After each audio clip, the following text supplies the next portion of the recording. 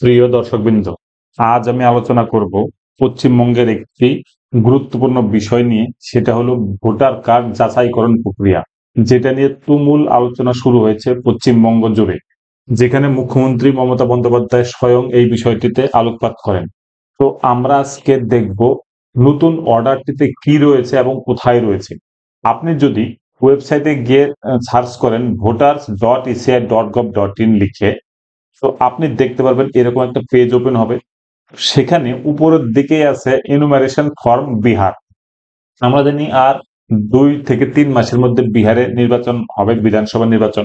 তো সেই উপলক্ষে নির্বাচন কমিশন কিন্তু একটা ফর্ম দিয়েছে, যেখানে বলা হয়েছে ডাউনলোড পার্সিয়ালি ফিল্ড ফর্ম বলেছে একটা, ঠিক আছে। আর স্যাম্পল এনুমারেশন ফর্ম ইংলিশ এবং স্যাম্পল এনুমারেশন ফর্ম হিন্দি, এটা দেওয়া আছে। তো এই যে ফর্মটা আছে, এটা নিয়েই আমাদের পশ্চিমবঙ্গের তুমুল আলোচনা শুরু হয়েছে যে ইন্ডিয়ার ইলেকশন কমিশন যদি বিহারের জন্য এই ফর্মটা এখানে দিয়ে থাকে, তাহলে পরে পরবর্তীতে 2026 সালে যখন পশ্চিমবঙ্গে বিধানসভা নির্বাচন হবে, তার আগে এটা পশ্চিমবঙ্গের জন্য অ্যাপ্লিকেবল। শুধুমাত্র বিহার পশ্চিমবঙ্গ নয়, এটা সারা ভারতেই কিন্তু অ্যাপ্লাই হবে। অর্থাৎ সেখান থেকে বলতে যাচ্ছে যে এটাতে সিটিজেনশিপ আপনাকে প্রমাণ করতে হবে এই ভোটার যাচাইকরণের মাধ্যমে, সেটাই করতে যাচ্ছে। এটা নিয়েই আলোচনা আজকের এই বিষয়টিতে। তো আপনাদের বলে রাখি, যদি চ্যানেলটিতে নতুন হয়ে থাকে তাহলে অবশ্যই চ্যানেলটিকে সাবস্ক্রাইব করবেন। ভিডিওটি ভালো লাগলে লাইক কমেন্ট শেয়ার করতে একদমই ভুলবেন না। এবার চলুন দেখে নিই ফর্মের মধ্যে কি আছে। এবার স্যাম্পল ইনুমারেশন ফর্ম, যেটা ইংলিশ ভার্সন, সেটাতে আমি ক্লিক করলে পরে এরকম একটা পেজ ওপেন হবে, যেখানে আপনি দেখতে পারবেন ডিক্লারেশন থেকে শুরু করে ডকুমেন্ট এবং উপরে কিছু ফর্ম ফিল আপের বিষয়। তাছাড়া আপনি যদি ডাউনলোড পার্সিয়ালি ফিল ফর্মে ক্লিক করেন, তাহলে এখানে আপনি এপিক নাম্বার, মোবাইল নাম্বার এবং ক্যাপচা দিয়ে রিকোয়েস্ট ওটিপি করলে একটা মোবাইল ওটিপি আসবে। তারপরে কিন্তু আপনার এই যে ফর্মটা দেখালাম, সেই ফর্মটা কিন্তু পার্সিয়ালি অর্থাৎ আংশিকভাবে কিন্তু ফিল আপ হয়ে যাবে এই ডিটেলস দেওয়ার পরে। তো দেখুন, এবার আপনার যে ফর্মটা আছে সেটা বলেছে online option will be available soon, অর্থাৎ অনলাইনে কিন্তু এখনো এই ফর্মটা অ্যাভেলেবল নেই। তো কিছুদিনের মধ্যে কিন্তু অনলাইনে অ্যাভেলেবল হতে যাচ্ছে।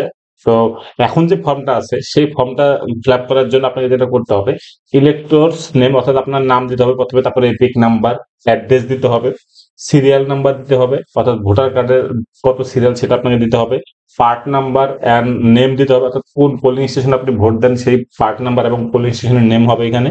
তারপর আপনার এসি পিসি নেম হবে, ঠিক আছে।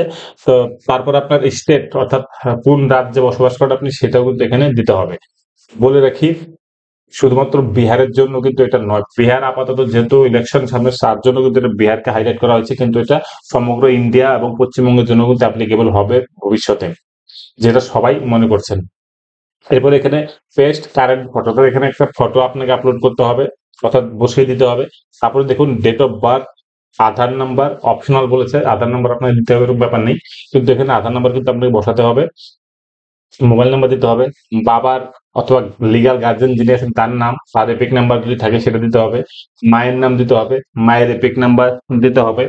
তারপরে দেখুন এখানে স্পাউস নেম অর্থাৎ স্বামী বা স্ত্রীর নাম এখানে দিতে হবে যদি অ্যাপ্লিকেবল হয়, এবং আপনার যদি ভোটার কার্ড থাকে তার সেই নাম্বারটা এখানে বসিয়ে দিতে হবে। এরপরে দেখুন ডিক্লারেশন একটা আছে, সেই ডিক্লারেশনটা কিন্তু খুবই গুরুত্বপূর্ণ। সেখানে বলেছে যে I have a declare that to the best of my knowledge and believe, অর্থাৎ আমার জ্ঞান ও বিশ্বাস মতে আমি ঘোষণা করছি যে I am above 18 years of age, অর্থাৎ আমি 18 বছরের উপরে এবং আমি ভারতে বসবাস করি। এইটাতে কিন্তু টিক মারতে হবে, ঠিক আছে। যেটা হবে সেটাতে কিন্তু টিক টিক মারতে হবে। এবার বলেছে I was born in India before 1/7/1987, অর্থাৎ 1/7/1987 আগে যদি আপনার জন্ম হয়ে থাকে, তাহলে পরে কি দিতে হবে, প্রোভাইড এনি ডকুমেন্ট, অর্থাৎ যে কোনো একটা ডকুমেন্ট দিতে হবে। আপনি নিচে যে লিস্টে আছে সেটা আমি দেখাচ্ছি কি কি ডকুমেন্ট। তো সেখান থেকে আপনাকে দিতে হবে ডেট অফ বার্থ অর্থাৎ আপনার জন্ম তারিখ, এবং প্লেস অফ বার্থ অর্থাৎ জন্মের স্থানের জায়গার যে কোনো একটা ডকুমেন্ট কিন্তু আপনাকে এখানে প্রোভাইড করতে হবে, যদি আপনার ডেট অফ বার্থ 1/7/1987 সালের আগে হয়ে থাকে। আরেকটা বলেছে যে I was born in India between 1/7/1987 থেকে 2/12/2004, এই টাইম পিরিয়ডের মধ্যে যদি আপনার জন্ম হয়ে থাকে, তাহলে পরে আপনাকে যে ডকুমেন্ট গুলো দিতে হবে সেটা কি বলেছে, নিজের অর্থাৎ ফর সেলফ, নিজের জন্য কি, এই যেটা আগে বললাম বার্থ সার্টিফিকেট, অর্থাৎ ডেট অফ বার্থ এবং প্লেস অফ বার্থ, এই দুইটার যে কোনো একটা কিন্তু আপনাকে এখানে দিতে হবে। আর একটা কি করতে হবে, provide any document for father or mother, বাবা অথবা মায়ের কিন্তু ডকুমেন্ট প্রোভাইড করতে হবে, যেখানে আপনার ডেট অফ বার্থ অর্থাৎ জন্ম, আপনার জন্ম অথবা আপনার জন্মস্থানের যে ঠিকানা সেটার কিন্তু প্রমাণ হিসেবে আপনাকে দিতে হবে বাবা অথবা মায়ের জন্য। যদি আপনার ডেট অফ বার্থ ১/৭/১৯৮৭ থেকে ২/১২/২০০৪ মধ্যে হয়ে থাকে। এরপরে বলেছে I was born in India after ২/১২/২০০৪, অর্থাৎ আপনার জন্ম যদি ২/১২/২০০৪ পরে হয়, তাহলে পরে যে ডকুমেন্ট গুলো লাগবে সেটা হলো provide any document for self, অর্থাৎ নিজের যে কোনো একটা ডকুমেন্ট ওই সেম ডেট অফ বার্থ এবং প্লেস অফ বার্থের যে কোনো একটা ডকুমেন্ট লাগবে।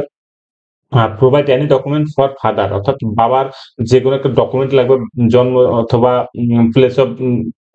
প্লেস অফ বার্থের, ঠিক আছে, তো তার লাগবে। প্লাস হলো মায়ের ক্ষেত্রেও লাগবে, মায়ের যে কোনো একটা। Plus if any parent is out is not Indian, অর্থাৎ যদি আপনার পিতা মাতা ইন্ডিয়ান না হন, তাহলে সেক্ষেত্রে প্রোভাইড করতে হবে কি valid passport and visa at the time of your birth, অর্থাৎ আপনার বার্থের সময় যে পাসপোর্ট এবং ভিসা ছিল সেটা কিন্তু আপনাকে এখানে শো করতে হবে। I was born outside of India, এটাকে আপনি ডিক্লারেশন দিচ্ছেন, ঠিক আছে। I was born outside of India attach proof of birth registration issued, অর্থাৎ আপনার যদি বাইরে জন্ম হয়ে থাকে, দেশের বাইরে অর্থাৎ ইন্ডিয়ার বাইরে জন্ম হয়ে থাকে, সেক্ষেত্রে আপনাকে কিন্তু যেখানে জন্ম হয়েছিল সেখানকার ইন্ডিয়ান মিশন অ্যাব্রোড যে বার্থ সার্টিফিকেট সেটা কিন্তু আপনাকে প্রোভাইড এখানে করতে হবে। তারপর বলেছে I have acquired Indian citizenship by registration, অর্থাৎ আপনি যদি ইন্ডিয়ান সিটিজেনশিপ অ্যাকোয়ার করে থাকেন তাহলে সেই রেজিস্ট্রেশন নাম্বার আপনাকে কিন্তু দিতে হবে। তারপর বলেছে I have not acquired the citizenship of any other country, অর্থাৎ আপনি এটাও ডিক্লারেশন দিচ্ছেন যে আপনার ইন্ডিয়ার বাইরে অন্য কোথাও সিটিজেনশিপ নেই। তারপর কি বলেছে I am applying for inclusion in the electoral roll, অর্থাৎ আপনি অন্য কোথাও বা অ্যাসেম্বলি বা কনস্টিটিউয়েন্সিতে বা পার্লামেন্টারিতে আপনি অ্যাপ্লাই করেননি ভোটার কার্ডের জন্য অর্থাৎ ইলেকট্রাল রোলের জন্য, সেটাও কিন্তু আপনি এখানে ডিক্লারেশন দিচ্ছেন, অর্থাৎ এটা কিন্তু টিক মারিয়ে যেতে হবে, ঠিক আছে। তারপর বলেছে I am aware that making the above statement, অর্থাৎ আপনি যে তথ্যগুলো দিলেন এতক্ষণ সেটার যদি কোনোটা যদি ভুল প্রমাণিত হয় বা তথ্য গন্ডগোল থাকে, তাহলে পরে কিন্তু সেক্ষেত্রে আপনার জেল হতে পারে অথবা জরিমানা এবং অথবা জেল জরিমানা দুটাই হতে পারে, ঠিক আছে। এই হিসেবে কিন্তু আপনি ডিক্লারেশন দিচ্ছেন। তারপর আপনি নিচে যেটা দিবেন ডেট প্লেস দিয়ে তারপর আপনি এখানে সিগনেচার করবেন। সিগনেচার না হলে পরে লেফট থাম্ব ইমপ্রেশন অর্থাৎ বা হাতের আঙ্গুলের ছাপ কিন্তু আপনাকে এখানে দিতে হবে, ঠিক আছে। সেটা ছিল আপনার ডিক্লারেশনের ফরম্যাটটা এবং ডিক্লারেশন আপনি কি কি দিচ্ছেন সেটা।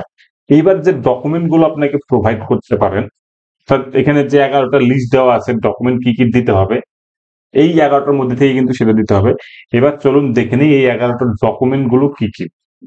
এখন বলেছে 1 নম্বরে এনি আইডেন্টিটি কার্ড অথবা পেনশন, যেটা বলেছে এনি আইডেন্টিটি কার্ড অর্থাৎ যে কোনো আইডেন্টিটি কার্ড বা পেনশন অথবা সেন্ট্রাল অথবা রাজ্য সরকারের যদি কোনো আপনি চাকরি করেন এবং সেখান থেকে যদি কোনো পেনশন পান, সেই পেনশনের ডকুমেন্ট আপনাকে কিন্তু এখানে প্রোভাইড করা যেতে পারে, ঠিক আছে।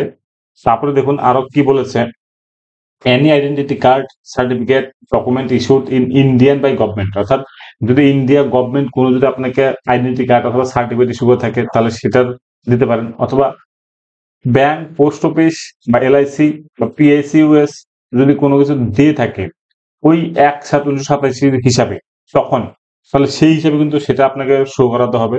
Birth certificate issued by the competent authority, অর্থাৎ কোনো কম্পিটেন্ট অথরিটি যদি আপনাকে কোনো বার্থ সার্টিফিকেট প্রদান করে থাকে তাহলে পরে সেটা কিন্তু আপনাকে দিতে হবে।